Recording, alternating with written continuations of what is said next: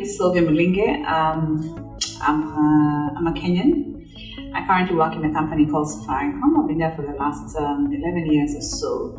I'm the consumer director, and I'm responsible for driving the strategy and execution of the strategy that continues to keep Safaricom ahead in its agenda of transforming lives, with a specific focus on the solutions that we offer our consumer customers.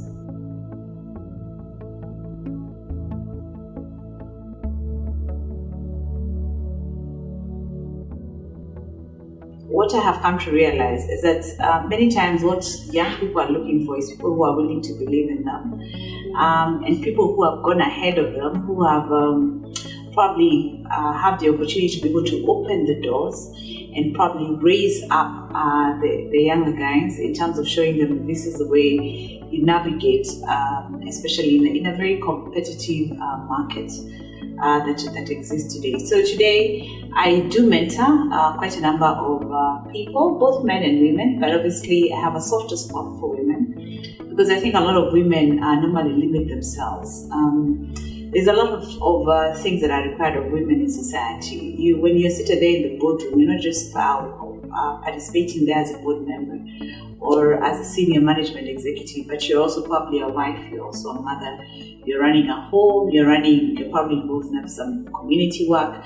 So how do you balance all that while making sure that you still maintain your A game in the management suite? And that for me is the main lesson that I have learned. I don't think I'm perfect. Every time somebody asks me, do you achieve work-life balance? I never say it's never perfect. But I think at the end of it all, if you can do the best you can, especially as a woman, there's a lot that you can be able to do in terms of lifting up those who are around you as well as the society that is around you. So yes, back to your question, yes, I do a lot of mentoring of young women, especially in career, who come to me and want to speak to me. I became I got into the C-suite when I was 34 years old. So we want to understand, how did you do it? How have you maintained it? What are the sacrifices that you've had to make? And that's a story that I'm ready and willing to share with those who want to learn.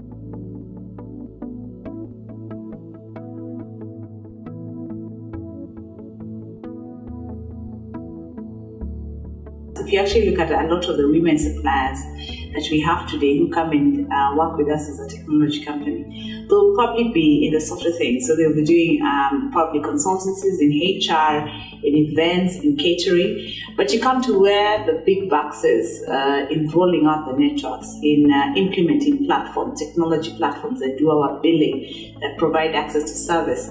We hardly find any women there. And there's one woman that I identified who was very gutsy, and she kept trying to get into the system, be shortlisted to participate in the various evaluations that we were doing to identify the right partner. And she didn't have she didn't have all her papers. She had the energy, she had the guts, but she was a young, growing business. So I personally took her hand and I have worked with her, and I can actually say she's probably one of the strongest suppliers that we now have today who's working on our technology front. And it's all simply because we chose to give her an opportunity, and we chose to believe in her. So yes, women can succeed in technology.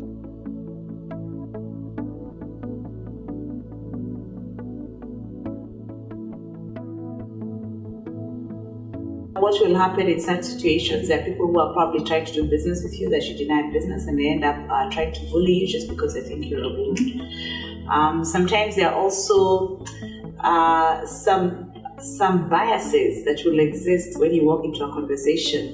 And especially because, first of all, I'm not only a woman, but as I said, I got into the C-suite when I was 34. People look at you, they look at your age, and they can't figure. First of all, they have a bias, and they think that they cannot be able to bring anything meaningful to the table.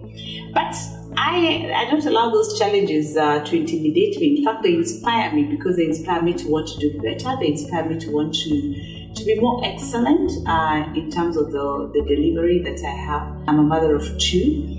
So balancing and integrating the lives of my children into the work that I do, the demanding schedule that I have, is not a perfect practice.